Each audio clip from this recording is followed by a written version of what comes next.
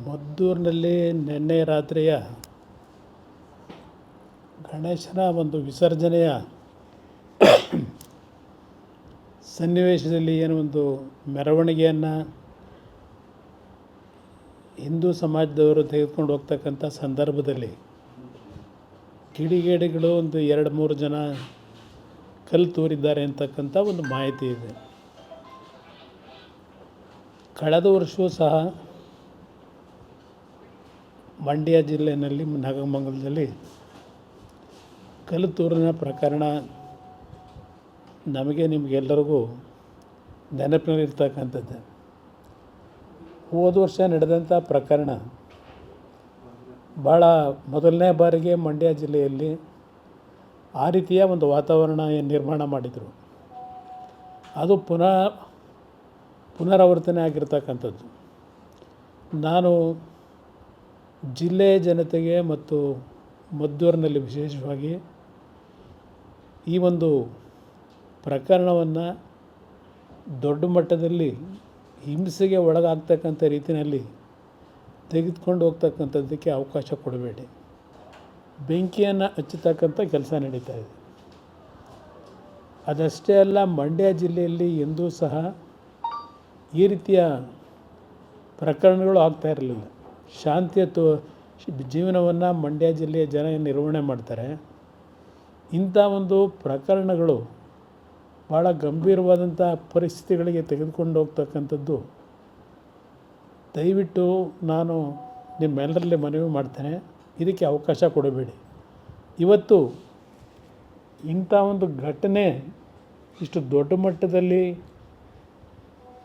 ನಮ್ಮ ಒಂದು ಜಿಲ್ಲೆಯಲ್ಲಿ ನಡೀತಾ ಇರತಕ್ಕಂಥದ್ದಕ್ಕೆ ಮೂಲ ಕಾರಣ ನಮ್ಮ ಜಿಲ್ಲೆ ಅಷ್ಟೇ ಅಲ್ಲ, ಇಡೀ ರಾಜ್ಯದಲ್ಲಿ ಕಾಂಗ್ರೆಸ್ನ ಆಡಳಿತದ ನಡವಳಿಕೆಗಳೇನಿದ್ದಾವೆ, ಇವತ್ತು ಕಾಂಗ್ರೆಸ್ನ ಆಡಳಿತದಲ್ಲಿ ಹಿಂದೂ ಸಮಾಜವನ್ನು ಒಂದು ಅಸಮಾಧಾನಕ್ಕೆ ಒಳಗಾಗ್ತಕ್ಕಂಥ ಒಂದು ವಾತಾವರಣ ಇವತ್ತು ನಿರ್ಮಾಣ ಮಾಡ್ತಾ ಇರತಕ್ಕಂಥದ್ದು ಕಾಂಗ್ರೆಸ್ ಪಕ್ಷ. ಅದು ಪ್ರತಿನಿತ್ಯ ನಾವು ನೋಡ್ತಕ್ಕಂಥದ್ದೇನಿದೆ. ಇವತ್ತು ಈ ರಾಜ್ಯದಲ್ಲಿ ಕಾಂಗ್ರೆಸ್ ಸರ್ಕಾರ ಬಂದ ನಂತರ ಯಾವೊಂದು ಕಾಂಗ್ರೆಸ್ನ ಆಡಳಿತದಲ್ಲಿ ಒಂದು ರೀತಿಯ ಹಿಂದೂ ಸಮಾಜದಲ್ಲಿ ಒಂದು ದೊಡ್ಡ ಮಟ್ಟದಲ್ಲಿ ಇವತ್ತು ಸಂಘರ್ಷಕ್ಕೆ ಎಡೆ ಮಾಡಿಕೊಡ್ತಕ್ಕಂಥದ್ದಕ್ಕೆ ಪ್ರೇರೇಪಣೆ ಇದೇ ಕಾಂಗ್ರೆಸ್ ಪಕ್ಷದ ಪ್ರೇರೇಪಣೆಗಳಿದೆ. ಇದಕ್ಕೆ ನಮ್ಮ ಹಿಂದೂ ಸಮಾಜದಲ್ಲಿ ಹೌದು ಎಲ್ಲರಲ್ಲೂ ಒಂದು ಭಾವನೆ, ಈ ಕಾಂಗ್ರೆಸ್ನ ನಡವಳಿಕೆಯಿಂದ ಇವತ್ತು ನಮ್ಮ ಹಿಂದೂ ಸಮಾಜದ ಯುವಕರಿರ್ಬೋದು, ಹಿಂದೂ ಸಮಾಜದ ಬಂಧುಗಳು ಅಸಮಾಧಾನಕ್ಕೆ ಒಳಗಾಗಿರ್ತಕ್ಕಂಥದ್ದು ಒಂದು ಕಡೆ ಇದೆ. ಇಂಥ ಪರಿಸ್ಥಿತಿನಲ್ಲಿ ಈ ಕಲ್ಲುಗಳನ್ನು ಹೊಡೆಯತಕ್ಕಂಥದ್ದು ಇದರ ಹಿನ್ನೆಲೆ ಒಂದು ಸಂಘರ್ಷಕ್ಕೆ ಈ ಎರಡೂ ಸಮಾಜಗಳನ್ನು ಇವತ್ತು ದೂಡ್ತಕ್ಕಂಥದ್ದೇನಿದೆ, ಇದಕ್ಕೆ ಮೂಲ ಕಾರಣ ಕಾಂಗ್ರೆಸ್ ಪಕ್ಷ ಇದೆ. ನಾವಿದರಲ್ಲಿ ರಾಜಕೀಯ ಮಾಡಲಿಕ್ಕೆ ಈ ಹೇಳಿಕೆಗಳನ್ನು ಕೊಡ್ತಾ ಇಲ್ಲ. ಇವತ್ತು ರಾಜ್ಯದಲ್ಲಿ ನಡೀತಿರ್ತಕ್ಕಂಥ ವಾತಾವರಣ ನೋಡಿದಾಗ ಯಾವುದೋ ಒಂದೆರಡು ಜಿಲ್ಲೆಗಳಲ್ಲಿ ಹಿಂದೆ ಸಣ್ಣ ಪುಟ್ಟ ಗಲಾಟೆಗಳಿತ್ತು ಗಣೇಶನ ಉತ್ಸವದಲ್ಲಿ. ಇವತ್ತು ಇಡೀ ರಾಜ್ಯದ ಮೂಲೆಯಲ್ಲಿ ಈ ರೀತಿಯ ವಾತಾವರಣ ನಿರ್ಮಾಣ ಮಾಡಲಿಕ್ಕೆ ಇದೇ ಕಾಂಗ್ರೆಸ್ ಪಕ್ಷದ ಆಡಳಿತ ಕಾರಣ. ಇವತ್ತು ಈ ರೀತಿಯ ಒಂದು ಮದ್ದೂರಿನ ಘಟನೆ ಸಾವಿರಾರು ಜನ ಏನು ಸೇರಿದ್ದಾರೆ ಅಲ್ಲಿ. ಕಾಂಗ್ರೆಸ್ನ ಪತನಕ್ಕೆ ದಾರಿ ಯಾವ ರೀತಿ ಮೂಡ್ತಾ ಇದೆ ಅಂತಕ್ಕಂಥದ್ದು ಈ ಘಟನೆಯಿಂದ ಆ ಮದ್ದೂರಿನ ಜನತೆ, ಇಡೀ ರಾಜ್ಯದ ಜನತೆಗೆ ಇವತ್ತು ಏನು ಒಂದು ಸಂಘರ್ಷಕ್ಕೆ ಒಳಗಾಗಿರ್ತಕ್ಕಂಥದ್ದೇನಿದೆ, ಇವತ್ತು ಅವರ ಪ್ರತಿಭಟನೆ ಏನಿದೆ, ಇದೆಲ್ಲವನ್ನು ನೋಡಿದಾಗ ಕಾಂಗ್ರೆಸ್ ಪಕ್ಷದ ಅವನತಿ ಪ್ರಾರಂಭ ಆಗ್ತಿದೆ ಅಂತಕ್ಕಂಥದ್ದನ್ನು ಕಾಂಗ್ರೆಸ್ನ ನಾಯಕರು ಅರ್ಥ ಮಾಡ್ಕೊಳ್ಳದೇ ಇದ್ದರೆ ಅವರ ಪಕ್ಷದ ಮುಂದಿನ ದಿನಗಳ ಒಂದು ಘಟನೆ ಒಂದು ಸೂಸೈಡಲ್ ಆಗ್ತಕ್ಕಂಥದ್ದು, ಅವರ ಈ ಒಂದು ತಪ್ಪುಗಳಿಂದ ಅಂತಕ್ಕಂಥದ್ದನ್ನು ಪತನಕ್ಕೆ ಕಾರಣ ಆಗ್ತಕ್ಕಂಥದ್ದನ್ನು ಅರ್ಥ ಮಾಡ್ಕೊಂಡು ಮುಂದುವರೆದ್ರೆ ಮುಂದಕ್ಕೆ ಸ್ವಲ್ಪ ಉಳ್ಕೋತಾರೆ. ಇಲ್ಲದೇ ಇದ್ದರೆ ಈ ನಾಡಿನ ಜನ ಅವ್ರನ್ನ ಸಂಪೂರ್ಣವಾಗಿ ಪತನದತ್ತ ತೆಗೆದುಕೊಂಡು ಹೋಗ್ತಾರೆ ಅಂತಕ್ಕಂಥದ್ದು ನನ್ನ ಅಭಿಪ್ರಾಯ. ಹೀಗೆ DC ಅವರಿಗೆ ಇಬ್ಬರಿಗೂ ಬೆಳಗ್ಗೆ ಮಾತನಾಡಿದ್ದೇನೆ. ಯಾವುದೇ ರೀತಿಯ ಅಹಿತಕರ ಘಟನೆಗಳಿಗೆ ಅವಕಾಶ ಕೊಡದೆ ಶಾಂತಿಯುತವಾದ ರೀತಿಯಲ್ಲಿ ಜನತೆ ಇರ್ತಕ್ಕಂಥದ್ದಕ್ಕೆ ಸರಿಯಾದ ರೀತಿಯ ಕ್ರಮವನ್ನು ತೆಗೆದುಕೋಬೇಕು ಅಂತಕ್ಕಂಥದ್ದು ಹೇಳಿದ್ದೇನೆ. ನಾನು ಮದ್ದೂರಿನ ಜನತೆಗೂ ಸಹ ತಾಯಂದಿರಿಗೂ ಸಹ ಹೇಳಲಿಕ್ಕೆ ಬಯಸ್ತೇನೆ. ಈ ಒಂದು ಘಟನೆಯ ಹಿನ್ನೆಲೆಯಲ್ಲಿ ಹಲವಾರು ಅಮಾಯಕರ ಬದುಕಿನ ಮೇಲೆ ಯಾವುದೇ ರೀತಿಯ ಜೀವಕ್ಕೆ ಹಾನಿಯಾಗದೇ ಇರತಕ್ಕಂಥ ರೀತಿಯಲ್ಲಿ ನಿಮ್ಮಗಳ ಒಂದು ಹೋರಾಟ ಇರಬೇಕು ಅಂತಕ್ಕಂಥ ಹೇಳ್ತೀನಿ.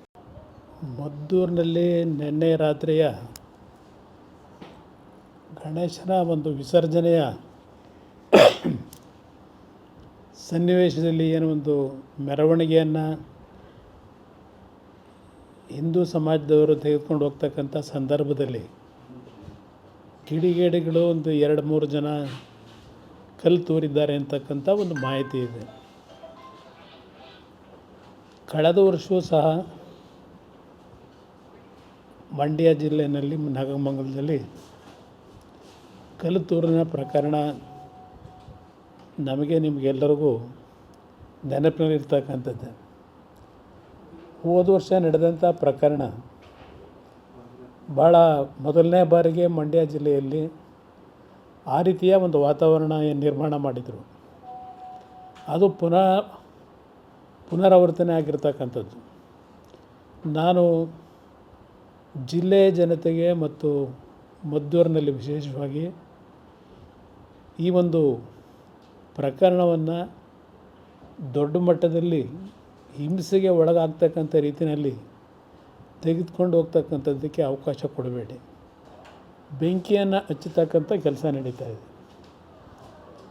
ಅದಷ್ಟೇ ಅಲ್ಲ, ಮಂಡ್ಯ ಜಿಲ್ಲೆಯಲ್ಲಿ ಎಂದೂ ಸಹ ಈ ರೀತಿಯ ಪ್ರಕರಣಗಳು ಆಗ್ತಾ ಇರಲಿಲ್ಲ. ಶಾಂತಿಯ ಜೀವನವನ್ನು ಮಂಡ್ಯ ಜಿಲ್ಲೆಯ ಜನ ನಿರ್ವಹಣೆ ಮಾಡ್ತಾರೆ. ಇಂಥ ಒಂದು ಪ್ರಕರಣಗಳು ಭಾಳ ಗಂಭೀರವಾದಂಥ ಪರಿಸ್ಥಿತಿಗಳಿಗೆ ತೆಗೆದುಕೊಂಡು ಹೋಗ್ತಕ್ಕಂಥದ್ದು ದಯವಿಟ್ಟು ನಾನು ನಿಮ್ಮೆಲ್ಲರಲ್ಲಿ ಮನವಿ ಮಾಡ್ತೇನೆ, ಇದಕ್ಕೆ ಅವಕಾಶ ಕೊಡಬೇಡಿ.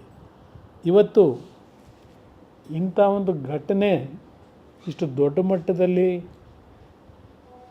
ನಮ್ಮ ಒಂದು ಜಿಲ್ಲೆಯಲ್ಲಿ ನಡೀತಾ ಇರತಕ್ಕಂಥದ್ದಕ್ಕೆ ಮೂಲ ಕಾರಣ ನಮ್ಮ ಜಿಲ್ಲೆ ಅಷ್ಟೇ ಅಲ್ಲ, ಇಡೀ ರಾಜ್ಯದಲ್ಲಿ ಕಾಂಗ್ರೆಸ್ನ ಆಡಳಿತದ ನಡವಳಿಕೆಗಳೇನಿದ್ದಾವೆ, ಇವತ್ತು ಕಾಂಗ್ರೆಸ್ನ ಆಡಳಿತದಲ್ಲಿ ಹಿಂದೂ ಸಮಾಜವನ್ನು ಒಂದು ಅಸಮಾಧಾನಕ್ಕೆ ಒಳಗಾಗ್ತಕ್ಕಂಥ ಒಂದು ವಾತಾವರಣ ಇವತ್ತು ನಿರ್ಮಾಣ ಮಾಡ್ತಾ ಇರತಕ್ಕಂಥದ್ದು ಕಾಂಗ್ರೆಸ್ ಪಕ್ಷ. ಅದು ಪ್ರತಿನಿತ್ಯ ನಾವು ನೋಡ್ತಕ್ಕಂಥದ್ದೇನಿದೆ. ಇವತ್ತು ಈ ರಾಜ್ಯದಲ್ಲಿ ಕಾಂಗ್ರೆಸ್ ಸರ್ಕಾರ ಬಂದ ನಂತರ ಯಾವೊಂದು ಕಾಂಗ್ರೆಸ್ನ ಆಡಳಿತದಲ್ಲಿ ಒಂದು ರೀತಿಯ ಹಿಂದೂ ಸಮಾಜದಲ್ಲಿ ಒಂದು ದೊಡ್ಡ ಮಟ್ಟದಲ್ಲಿ ಇವತ್ತು ಸಂಘರ್ಷಕ್ಕೆ ಎಡೆ ಮಾಡಿಕೊಡ್ತಕ್ಕಂಥದ್ದಕ್ಕೆ ಪ್ರೇರೇಪಣೆ ಇದೇ ಕಾಂಗ್ರೆಸ್ ಪಕ್ಷದ ಪ್ರೇರೇಪಣೆಗಳಿದೆ. ಇದಕ್ಕೆ ನಮ್ಮ ಹಿಂದೂ ಸಮಾಜದಲ್ಲಿ ಹೌದು ಎಲ್ಲರಲ್ಲೂ ಒಂದು ಭಾವನೆ, ಈ ಕಾಂಗ್ರೆಸ್ನ ನಡವಳಿಕೆಯಿಂದ ಇವತ್ತು ನಮ್ಮ ಹಿಂದೂ ಸಮಾಜದ ಯುವಕರಿರ್ಬೋದು, ಹಿಂದೂ ಸಮಾಜದ ಬಂಧುಗಳು ಅಸಮಾಧಾನಕ್ಕೆ ಒಳಗಾಗಿರ್ತಕ್ಕಂಥದ್ದು ಒಂದು ಕಡೆ ಇದೆ. ಇಂಥ ಪರಿಸ್ಥಿತಿನಲ್ಲಿ ಈ ಕಲ್ಲುಗಳನ್ನು ಹೊಡೆಯತಕ್ಕಂಥದ್ದು ಇದರ ಹಿನ್ನೆಲೆ ಒಂದು ಸಂಘರ್ಷಕ್ಕೆ ಈ ಎರಡೂ ಸಮಾಜಗಳನ್ನು ಇವತ್ತು ದೂಡ್ತಕ್ಕಂಥದ್ದೇನಿದೆ, ಇದಕ್ಕೆ ಮೂಲ ಕಾರಣ ಕಾಂಗ್ರೆಸ್ ಪಕ್ಷ ಇದೆ. ನಾವಿದರಲ್ಲಿ ರಾಜಕೀಯ ಮಾಡಲಿಕ್ಕೆ ಈ ಹೇಳಿಕೆಗಳನ್ನು ಕೊಡ್ತಾ ಇಲ್ಲ. ಇವತ್ತು ರಾಜ್ಯದಲ್ಲಿ ನಡೀತಿರ್ತಕ್ಕಂಥ ವಾತಾವರಣ ನೋಡಿದಾಗ ಯಾವುದೋ ಒಂದೆರಡು ಜಿಲ್ಲೆಗಳಲ್ಲಿ ಹಿಂದೆ ಸಣ್ಣ ಪುಟ್ಟ ಗಲಾಟೆಗಳಿತ್ತು ಗಣೇಶನ ಉತ್ಸವದಲ್ಲಿ. ಇವತ್ತು ಇಡೀ ರಾಜ್ಯದ ಮೂಲೆಯಲ್ಲಿ ಈ ರೀತಿಯ ವಾತಾವರಣ ನಿರ್ಮಾಣ ಮಾಡಲಿಕ್ಕೆ ಇದೇ ಕಾಂಗ್ರೆಸ್ ಪಕ್ಷದ ಆಡಳಿತ ಕಾರಣ. ಇವತ್ತು ಈ ರೀತಿಯ ಒಂದು ಮದ್ದೂರಿನ ಘಟನೆ ಸಾವಿರಾರು ಜನ ಏನು ಸೇರಿದ್ದಾರೆ ಅಲ್ಲಿ. ಕಾಂಗ್ರೆಸ್ನ ಪತನಕ್ಕೆ ದಾರಿ ಯಾವ ರೀತಿ ಮೂಡ್ತಾ ಇದೆ ಅಂತಕ್ಕಂಥದ್ದು ಈ ಘಟನೆಯಿಂದ ಆ ಮದ್ದೂರಿನ ಜನತೆ, ಇಡೀ ರಾಜ್ಯದ ಜನತೆಗೆ ಇವತ್ತು ಏನೋ ಒಂದು ಸಂಘರ್ಷಕ್ಕೆ ಒಳಗಾಗಿರ್ತಕ್ಕಂಥದ್ದೇನಿದೆ, ಇವತ್ತು ಅವರ ಪ್ರತಿಭಟನೆ ಏನಿದೆ, ಇದೆಲ್ಲವನ್ನು ನೋಡಿದಾಗ ಕಾಂಗ್ರೆಸ್ ಪಕ್ಷದ ಅವನತಿ ಪ್ರಾರಂಭ ಆಗ್ತಿದೆ ಅಂತಕ್ಕಂಥದ್ದನ್ನು ಕಾಂಗ್ರೆಸ್ನ ನಾಯಕರು ಅರ್ಥ ಮಾಡ್ಕೊಳ್ಳದೇ ಇದ್ದರೆ ಅವರ ಪಕ್ಷದ ಮುಂದಿನ ದಿನಗಳ ಒಂದು ಘಟನೆ ಒಂದು ಸೂಸೈಡಲ್ ಆಗ್ತಕ್ಕಂಥದ್ದು ಅವರ ಈ ಒಂದು ತಪ್ಪುಗಳಿಂದ ಅಂತಕ್ಕಂಥದ್ದನ್ನು ಪತನಕ್ಕೆ ಕಾರಣ ಆಗ್ತಕ್ಕಂಥದ್ದನ್ನು ಅರ್ಥ ಮಾಡ್ಕೊಂಡು ಮುಂದುವರೆದ್ರೆ ಮುಂದಕ್ಕೆ ಸ್ವಲ್ಪ ಉಳ್ಕೋತಾರೆ. ಇಲ್ಲದೇ ಇದ್ದರೆ ಈ ನಾಡಿನ ಜನ ಅವ್ರನ್ನ ಸಂಪೂರ್ಣವಾಗಿ ಪತನದತ್ತ ತೆಗೆದುಕೊಂಡು ಹೋಗ್ತಾರೆ ಅಂತಕ್ಕಂಥದ್ದು ನನ್ನ ಅಭಿಪ್ರಾಯ. ಹೀಗೆ ಡಿ ಸಿ ಅವರಿಗೆ ಇಬ್ಬರಿಗೂ ಬೆಳಗ್ಗೆ ಮಾತನಾಡಿದ್ದೇನೆ.